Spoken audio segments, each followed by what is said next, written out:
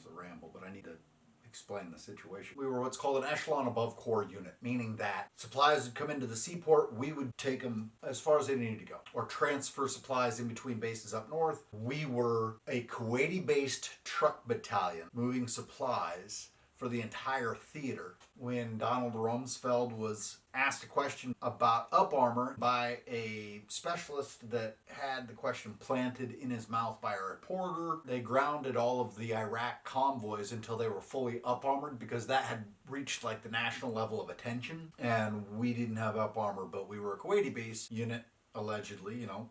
So we got twice as many missions. It wasn't easy for the national newspapers to catch. What that really translates to is that our truck battalion logged more mileage within our deployment year than any other truck company. The entire Operation Iraqi Freedom. Then just a couple of weeks maybe of the downsizing and the pulling out and all that, and then there was some other truck company that beat us by we're talking like a marginal amount of miles. So it wasn't so much that we were good, it was just that we were that busy.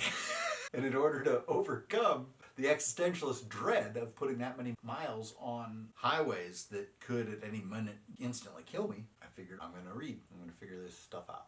Typically, the first 2 days or so, our routes were safe. The time I was there was zero activity south of close to Baghdad. We just had 3 major routes, and there was certain areas that you knew that about this time on the trip we're entering into territory that doesn't like us. It is likely that we are going to encounter a bomb. If not, a few of us will have a bomb go off sometime today. First 2 days of driving, I would tell whoever was my co-driver, if you're willing to drive during these safe parts, I'll take over driving until we get back south of that sort of safe zone.